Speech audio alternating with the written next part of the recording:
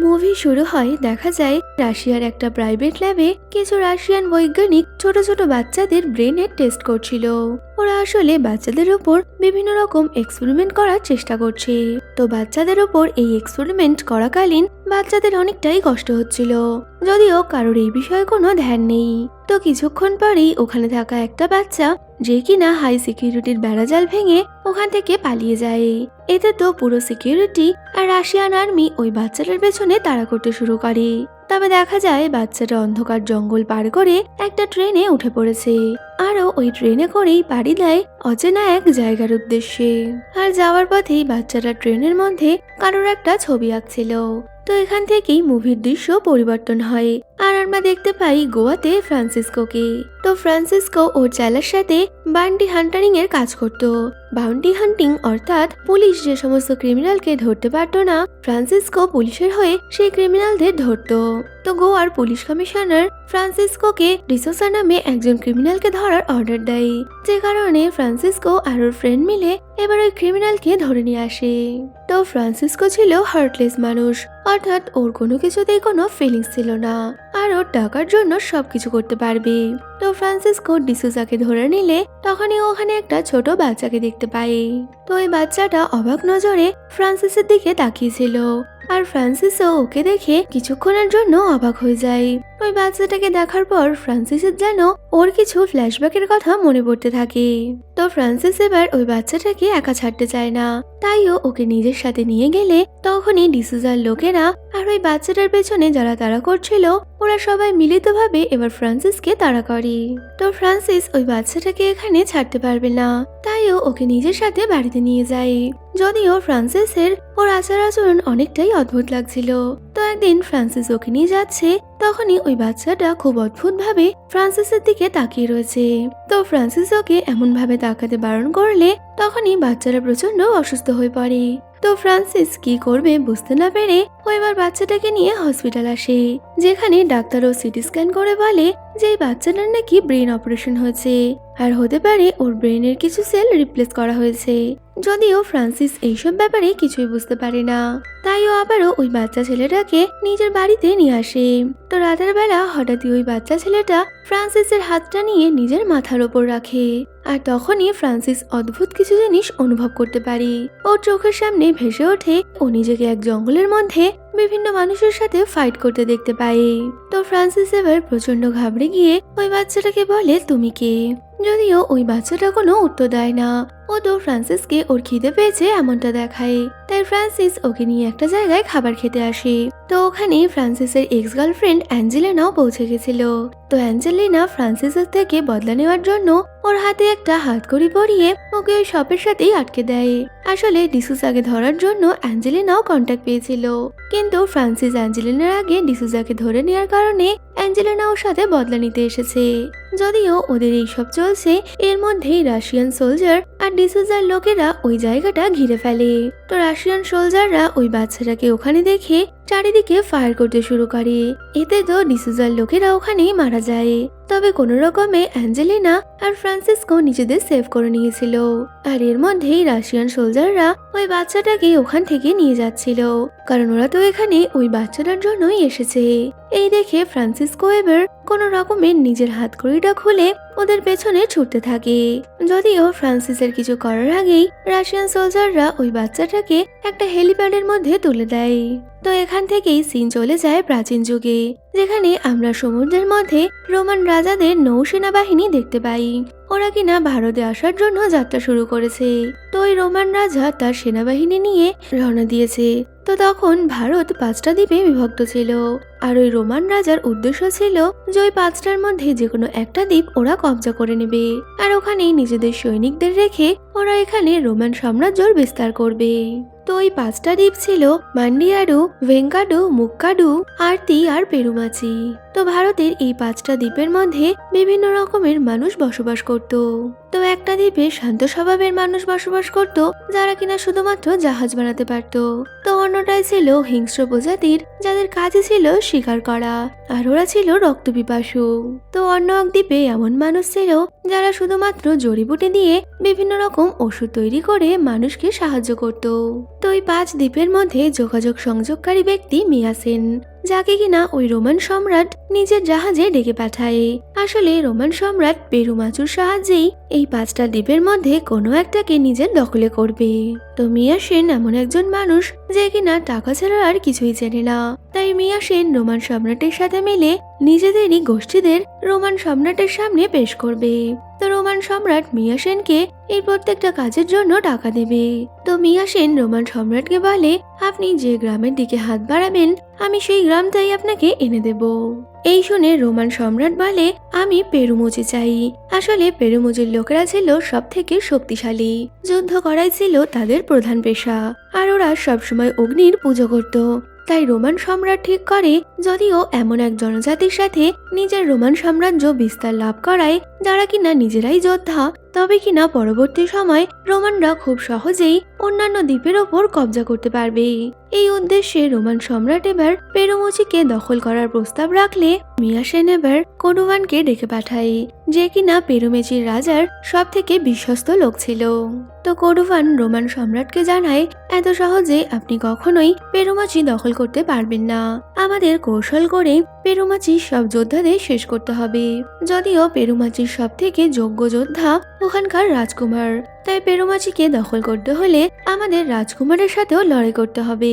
তো এরপরেই ওরা সবাই মিলে এবার পেরুমাচিকে দখল করার প্ল্যান বানায়, যেখানে রোমান সম্রাট বলে, পেরুমাচির প্রত্যেকটা যোদ্ধার বদলে আমি তোমাদের 2টো করে স্বর্ণ মুদ্রা দেব, তবে তোমাদেরও এটা প্রমাণ করতে হবে যে তোমরা আমার সাথে কোনো বিশ্বাসঘাতকতা করছো না। তাই প্রত্যেকটা যোদ্ধাকে মারার পর তোমরা তার ডান হাত কেটে দেবে। এই শুনে কডুভান আর মিয়াসেন রোমান সাম্রাজ্যের শর্তে রাজি হয়ে যায়, আর ওরা বলে, পেরুমাচির ছোট থেকে ছোট বাচ্চাও একজন যোদ্ধা, তাই আমাদের এই কাজ খুব সতর্কভাবে করতে হবে। তবে আমরা পেরুমাচির নারী পুরুষ থেকে শুরু করে ছোট বাচ্চা কাউকেই ছাড়বো না। তো কথা মতো মিয়াসেন আর কডুভান এবার পেরুমাচি গ্রামে চলে আসে। তো গ্রামে যাওয়ার সময় কডুভান নিজের ছেলে আর স্ত্রীকে নিজের সাথে নিয়ে গেছিল। তো কডুভানের ছেলে ওর বাবাকে প্রচন্ড ভালোবাসতো, ওর জন্য তো ওর বাবাই সব থেকে বড় যোদ্ধা। গ্রামে পৌঁছে কডুভান পেরুমাচি সম্রাটকে বলে, রোমান সম্রাট আপনাদের সাথে ব্যবসা করতে চায়। যদি আপনারা ওদেরকে বহু সংখ্যক জাহাজ বানিয়ে দিতে পারেন, তবে কিনা সেই জাহাজের বদলে ওরা আপনাকে স্বর্ণ মুদ্রা আর খাবার দেবে। তো কডুভানের এই কথা শুনে পেরুমাচির রাজা রোমান সম্রাটের সাথে ব্যবসা করতে রাজি হয়ে যায়। তো প্ল্যান করে কডুভান রাজাকে এটা বলে, জাহাজ বানানোর জন্য আমরা 100 জন লোককে এখান থেকে নিয়ে যাব, আর ওরা অন্য দ্বীপে গিয়ে কাজ করবে। তো সম্রাট কডুভানকে বিশ্বাস করত, তাই উনি দ্বীপের সেরা শিল্পীদের কডুভানের সাথে পাঠিয়ে দেয়। তো কডুভান আর মিয়াসেন পেরুমাচি সেই 100 জন যোদ্ধাকে নিয়ে অন্য জায়গায় পাড়ি দেওয়ার জন্য রওনা হয়। ওরা পাহাড়, জঙ্গল, নদী অতিক্রম করে এগোতে থাকে। তো যাওয়ার পথেই ওই যোদ্ধাদের নজর পড়ে যে একটা কুকুরকে অন্য প্রাণীতে হত্যা করেছে। এই দেখে ওই যোদ্ধাদেরই এক সন্তান অনেক বেশি কান্না করলে সেই যোদ্ধা তার স্ত্রী আর মেয়েকে বলে, তোমরা এখানে এই কুকুরটার কবর দাও, আর ফেরার পথে আমরা তোমাদের এখান থেকে নিয়ে যাব। এই বলে ওদের দুজনকে ওখানে ছেড়ে বাকি সবাই এগিয়ে গেছিল। অন্যদিকে রোমান সম্রাট পেরুমাচির যোদ্ধাদের মারার জন্য মিয়াসেনেরও কিছু লোককে স্বর্ণমুদ্রা দিয়েছিল। পাশাপাশি পেরুমাচির লোকেরা চলতে চলতে এবার এক জায়গায় বিশ্রাম নেওয়ার জন্য অপেক্ষা করে। যদিও ওই জায়গাতেই মিয়াসেন আর রোমান সম্রাটের লোকেরা ছদ্মবেশে লুকিয়েছিল। তো পেরুমাচির যোদ্ধাদের বিশ্রাম নেওয়ার সুযোগ নিয়েই এবার ওরা ওদের উপরে আক্রমণ চালায়, আর নিমেষের মধ্যেই ওরা সবাই মিলে পেরুমাচির লোকদের শেষ করে দেয়। তো রোমান সম্রাটের কথা মতো মিয়াসেন আর কডুভার প্রত্যেকটা যোদ্ধার ডান হাত কেটে তা সমুদ্রের জলে ফেলে দিয়েছিল, যা দেখে রোমান সম্রাট বুঝতে পারে যে ওদের প্ল্যান কাজ করছে। যে কারণে রাজা এবার প্রত্যেকটা মানুষের বদলে ওদের 2টো করে স্বর্ণমুদ্রা দেয়। এতে তো কডুভান আর মিয়াসেন অনেকটাই খুশি হয়ে গেছিল, আর ওদের লোভ আরো চরম সীমায় বেড়ে যায়। তো ওরা এবার ভেবে নিয়েছিল এইভাবেই ওরা পেরুমাচির লোকদের শেষ করে দেবে। যে কারণে কডুভান আবারও রাজার কাছে গিয়ে সেই একই কথা বলে যে জাহাজ বানানোর জন্য ওদের আরো বেশি লোকের দরকার। তো এই শুনে রাজা আবারও কিছু লোককে ওর সাথে পাঠিয়ে দেয়, তবে করুবান যখন ওই লোকগুলোকে নিয়ে বিশ্রাম করার জন্য একটা জায়গায় পৌঁছায় তখনই দেখা যায় ওদের মধ্যে এমন একজন রয়েছে যার ডান হাত কাটা। এই দেখে তো করুবান অনেকটাই ভয় পেয়ে গেছিল। আসলে করুবান আগে যে 100 জন লোককে নিয়ে এসেছিল তাদের মধ্যে এই যোদ্ধাও ছিল, যে কিনা সবার নজর এড়িয়ে ওখান থেকে পালাতে সক্ষম হয়েছিল। তবে যাওয়ার আগে ও নিজের হাত কেটে দিয়ে গেছিল যাতে কিনা করুবানের সন্দেহ না হয় যে কেউ এখান থেকে পালিয়ে গেছে। তো ওই লোকটা পালিয়ে রাজার কাছে যায় আর তাকে সব সত্যিটা জানিয়েও দেয়। এইসব দেখে তো করুবান অনেকটাই ভয় পেয়ে যায়। আর তখনই জঙ্গলের চারিদিকে এক বাদ্যযন্ত্রের শব্দ শোনা যায় আর প্রতিটা যোদ্ধা পেরুমাচির সম্রাটের ছেলেকে ডাকতে শুরু করে, যার নাম ছিল কাঙ্গুয়া, যে কিনা পেরুমাচির সব থেকে বড় যোদ্ধা। অন্যদিকে দেখা যায় মিয়াসেন আর রোমান সম্রাটের লোকেরাও পেরুমাচির লোকেদের মারার জন্য ওখানে এসে পড়েছিল। তবে এর মধ্যেই ওখানে কাঙ্গুয়ার এন্ট্রি হয়। তো যেমনই কাঙ্গুয়ার শক্তি ঠিক তেমনই ওর হিংস্রতা, যা দেখে করুবান তো প্রচন্ড ভয় পেয়ে যায়। তো কাঙ্গুয়া এবার করুবানের শঙ্খ বাজিয়ে রোমান সম্রাট আর মিয়াসেনের লোকেদের যুদ্ধের জন্য আহ্বান করে। তো ওরা পেরুমেচির লোককে মারতে এলে কাঙ্গুয়া এবার এক এক করে সবাইকে শেষ করতে থাকে। তো কাঙ্গুয়ার শক্তি ছিল অপরিসীম, তাই কেউই ওর সামনে টিকতে পারে না। কাঙ্গুয়া ওখানে সবাইকে মারলেও করুবারকে ও মারে না, বরং করুবারের হাত কেটে ও এবার জ্যান্তই করুবারকে গ্রামের মধ্যে নিয়ে এসেছিল, যেখানে করুবারের এই অবস্থা দেখে ওর স্ত্রী আর ছেলে তো প্রচন্ড কান্না করছে। যদিও করুবানের স্ত্রী আর ছেলে করুবানের এই কাজের ব্যাপারে কিছুই জানতো না, তাই ওরা কাঙ্গুবার কাছে করুবানকে ছেড়ে দেওয়ার জন্য প্রার্থনা করছিল। তবে কাঙ্গুবা কোনো দোষীকেই ক্ষমা করে না, তাই ও করুবানকে পুরো গ্রামের সামনে জ্যান্ত জ্বালিয়ে দেওয়ার সিদ্ধান্ত নেয়। তো গ্রামবাসী আর রাজাও এটাই চাইছিল, যদিও গ্রামবাসীরা তো কাঙ্গুবাকে করুবানের স্ত্রী আর ছেলেকেও একসাথে মেরে দেওয়ার কথা বলে, কারণ শয়তানের সন্তান কখনো ভালো হতে পারে না। তবে কাঙ্গুবা ওদের এই সিদ্ধান্তে সম্মত হয় না।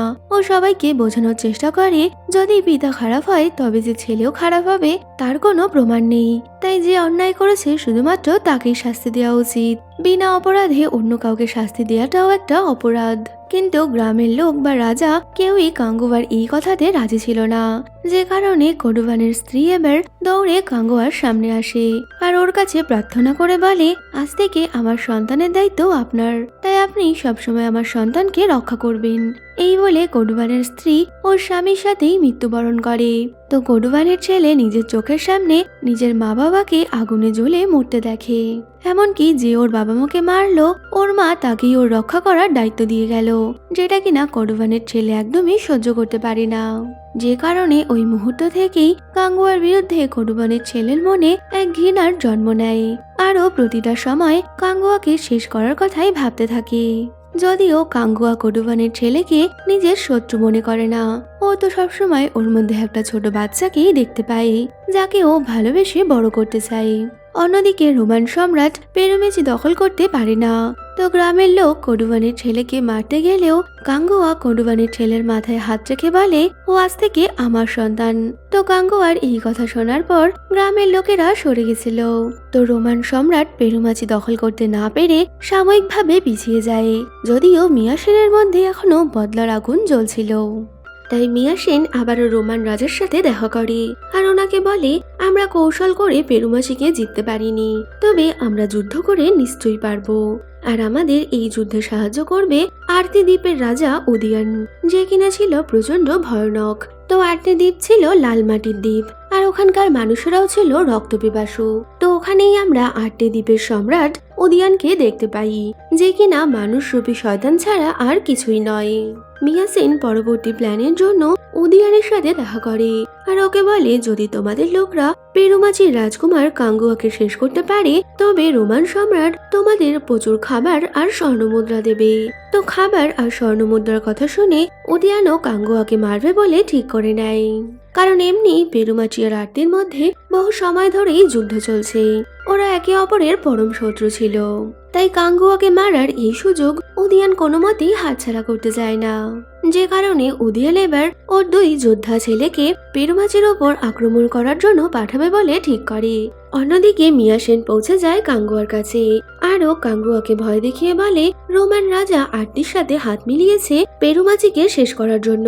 আর ওর সৈন্যবল তোমাদের থেকে অনেক বেশি, তাই এটাই ভালো সুযোগ যে তোমরা আটটির সামনে আত্মসমর্পণ করে দাও। যদিও এই শোনা মাত্রই কাঙ্গুয়া চিৎকার করে রাজ্যের মধ্যে যুদ্ধ ঘোষণা করে। তো যুদ্ধের পূর্বে পেরুমাচির লোকেরা নিজেদের পৌরাণিক প্রথা মতো যজ্ঞ করে, আর সেই যজ্ঞের আগুন হাতে নিয়ে কাঙ্গুয়া ঘন জঙ্গল দিয়ে এগিয়ে যাচ্ছে। তখনই পেছন থেকে উদিয়ানের দুই ছেলে ওদের ওপর আক্রমণ করে। তো ওরা পেরুমাচির বহু সংখ্যক লোককে হত্যা করলেও কাঙ্গুয়ার সামনে ওরা টিকতে পারে না। কাঙ্গুয়া খুব সহজেই উদিয়ানের দুই ছেলেকে হত্যা করেছিল।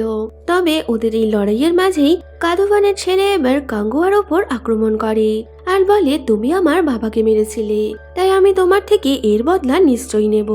এই বলে কাদুভানের ছেলে কাঙ্গুয়ার বুকে তলোয়ার ঢুকিয়ে দেয়। তো উদিয়ানের ওই হিংস্র ছেলেরা যা করতে পারেনি কাদুভানের ছোট্ট ছেলে তা করে দিয়েছিল।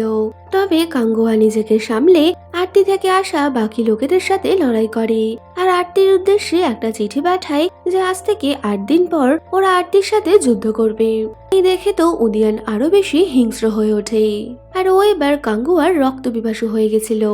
অন্যদিকে পেরুমাচির লোক এবার কাডুভানের ছেলের উপরে রেগে গেছিল, তাই ওরা ঠিক করে কাডুভানের ছেলেকে ওর বাবার মতোই জ্যান্ত জ্বালিয়ে দেবে।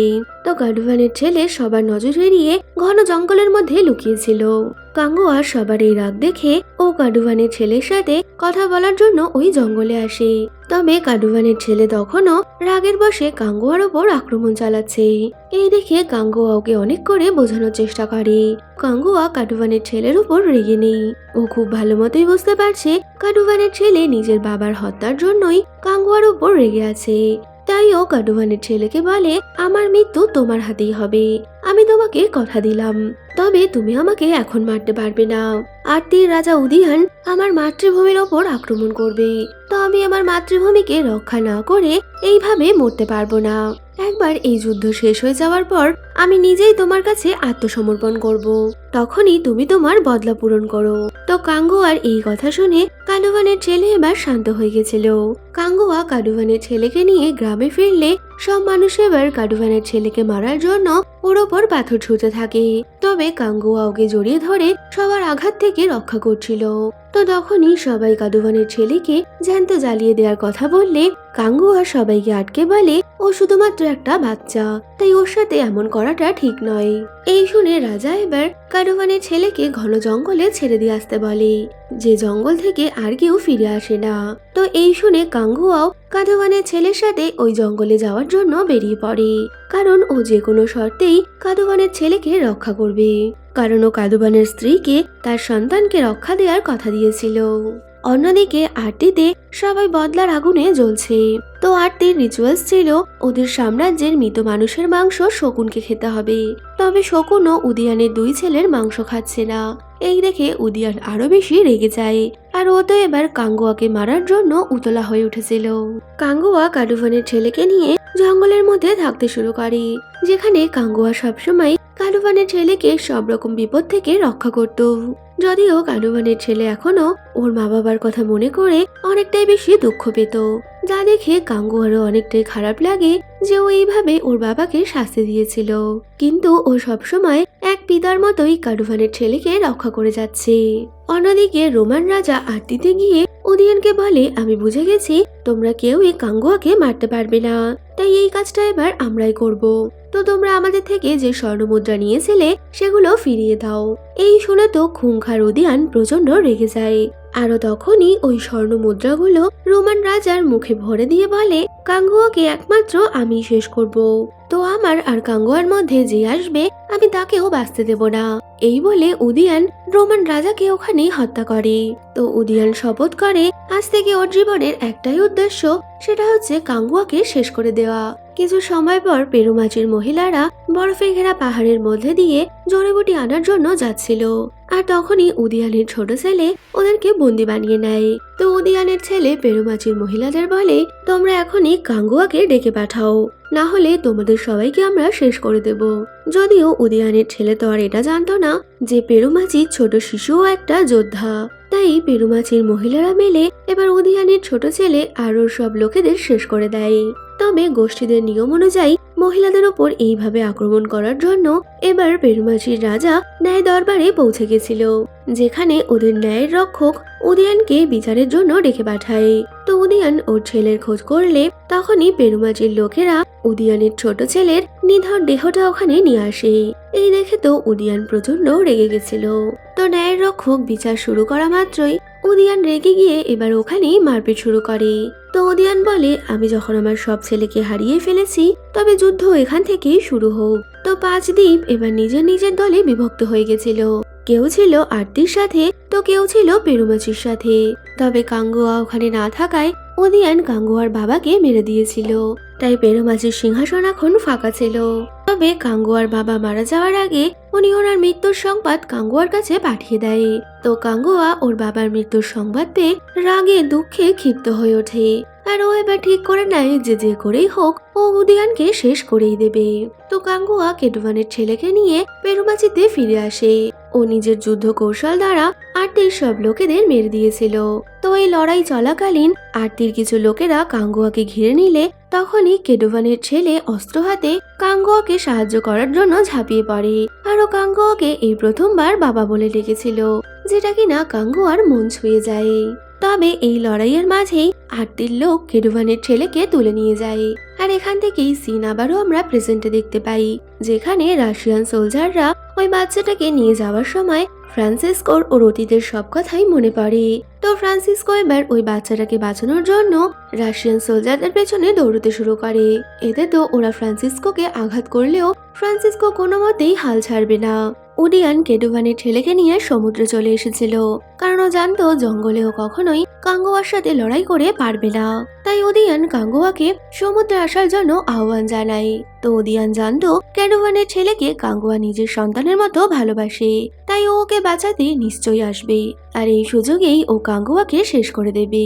অন্যদিকে ফ্রান্সিসকো রাশিয়ান সোলজারদের গাড়িতে একটা ট্র্যাকার লাগিয়ে দেয়, যাতে কিনা ওদের ট্র্যাক করতে পারে। তবে ওর পেটে গুলি লাগার কারণে ও এবার রাস্তার মধ্যেই পড়ে গেছিল। তো তখনই বাকি সবাই গাড়ি নিয়ে চলে আসলে ফ্রান্সিসকো ওই লোকেশন ট্র্যাক করে একটা জায়গায় এসে পৌঁছায়, যেখানে রাশিয়ান সোলজাররা ওই বাচ্চাটাকে প্লেনে করে নিয়ে যাওয়ার ব্যবস্থা করছিল। তো ফ্রান্সিসকো এবার ওকে বাঁচানোর জন্য সবার সাথে মিলে প্ল্যান করে নেয়। প্রাচীন যুগে কাঙ্গুয়া কেডুয়ানের ছেলেকে বাঁচানোর জন্য উদিয়ানের ওই জাহাজে উঠে পড়ে, যেখানে ও উদিয়ানের সব লোককে মেরে ফেললেও উদিয়ান এবার কেডুয়ানের ছেলেকে সমুদ্রের মাঝে হাঙরের মুখের সামনে ঝুলিয়ে দেয়। তবে ও সমুদ্রের জলে পড়ে যাওয়ার আগেই কাঙ্গুয়া লাঙলের দড়িটা ধরে নিয়েছিল, আর ও এবার এক হাতে দড়ি ধরেই সবার সাথে যুদ্ধ করতে থাকে। জলেও এক হাত বন্ধ হওয়ার কারণে কাঙ্গুয়ার শক্তি খর্ব হতে থাকে। এতে তো উদিয়ান বারবারই কাঙ্গুয়ার ওপর আক্রমণ করছে। তো এখান থেকেই প্রেজেন্টে দেখা যায় রাশিয়ান সোলজাররা এবার ওই বাচ্চাটাকে নিয়ে ওদের এয়ারক্রাফটে উঠে পড়ে। তো ফ্রান্সিসকো এটা দেখতে পেয়ে ও এবার একটা মোটর বাইক নিয়ে সবার সাথে ফাইট করতে করতে শেষ মুহূর্তে ও ওই এয়ারক্রাফটে উঠে পড়েছিল, যেখানে ও গুলি করে একের পর এক রাশিয়ান সোলজারদের শেষ করতে থাকে। তবে রাশিয়ান সোলজাররা সংখ্যায় অনেক বেশি থাকায় ফ্রান্সিসকো ওদের সাথে লড়াই করে পারছিল না। তো রাশিয়ান সোলজাররা ফ্রান্সিসকোকে প্রচন্ড মারার পর ওকে এবার প্লেন থেকে ফেলে দেবে। তবে তখনই ওই বাচ্চা ছেলেটা নিজের মধ্যে থাকা অলৌকিক শক্তি দিয়ে ব্রেনটাকে নিজের কন্ট্রোলে নিয়ে নেয়। এতে তো রাশিয়ান সোলজাররা প্রচন্ড ভয় পেয়ে গেছিল। তখনই বিজ্ঞানীরা বলে ওই বাচ্চাটার ব্রেন কোলাপস হয়ে গেছে, তাই ওকে এবার শেষ করে দেওয়াই ভালো হবে, যে কারণে সোলজাররা এবার ওকে শেষ করার প্রস্তুতি নিচ্ছিল। তো এখান থেকেই সিন চলে যায় পাস্টে, আর আমরা দেখতে পাই উদিয়ান যখন কাঙ্গুয়াকে শেষ করে দেবে তখনই কেডুয়ানের ছেলে বলে, যদি আমি মরে যাই তবে একটা জীবন শেষ হবে, আর যদি তুমি মরে যাও পুরো পেরুমাচি শেষ হয়ে যাবে, যেটা আমি হতে দেব না। এই বলে কেডুয়ানের ছেলে এবার ওই রশিটা কেটে দিয়ে সমুদ্রের জলে পড়ে যায়, আর নিচে ঘটে থাকা হাঙররা ওর শরীরটা ছিঁড়ে খেয়ে নিয়েছিল। তো কাঙ্গুয়া এই দৃশ্য দেখে এবারও রাগে ফেটে পড়ে। অন্যদিকে ফ্রান্সিসকোরও অতীতের এই কথা মনে পড়ে গেছিল, তাই ও আবারও প্লেনের মধ্যে উঠে দাঁড়ায় আর যখনই রাশিয়ান সোলজাররা ওই বাচ্চাটাকে মারতে যাবে, ফ্রান্সিসকো এবার ওদের ওপর আক্রমণ শুরু করে।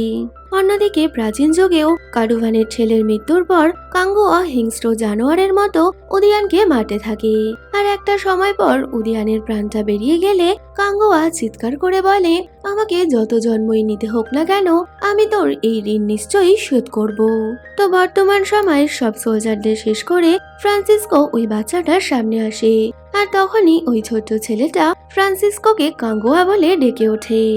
এর থেকে বোঝা যায় এই বাচ্চাটা আর কেউ নয়, কাডুভানেরই ছেলে, যে কিনা কাঙ্গুয়ার সাথে দেখা করার জন্য পুনর্জন্ম নিয়েছে। তো এখান থেকেই সিন চলে যায় আবারও পাস্টে, যেখানে উদিয়ানের মৃতদেহ গ্রামে নিয়ে আসা হলে ওর মুখে আগুন দেওয়ার মতো কেউ ছিল না। আর তখনই উদিয়ানের এক ছেলে ওখানে এসে পৌঁছায়, যে কিনা এক দাসীর সন্তান হওয়ায় সাম্রাজ্যের কেউ ওকে মানত না। তবে উদিয়ানের আর কোনো বংশধর না থাকায় এবার ওর এই ছেলেকেই সিংহাসনে বসতে হবে। অন্যদিকে প্রেজেন্ট টাইমে ফ্রান্সিসকো ওই বাচ্চাটাকে বাঁচিয়ে নিলে প্লেনে থাকা ক্যামেরা থেকেই একটা লোক ফ্রান্সিসকো আর ওই বাচ্চাটাকে দেখছে। তো ওই লোকটা ফ্রান্সিসকোকে দেখে কাঙ্গুয়া বলে ডাক দেয়। অন্যদিকে প্রাচীন যুগে উদিয়ানের ওই ছেলে এবার ঠিক করে যে ও কাঙ্গুয়াকে মারার পরেই এই সিংহাসনে বসবে, কারণ কাঙ্গুয়াকে মারতে পারলেই ও এই সিংহাসনের যোগ্য উত্তরাধিকারী হবে।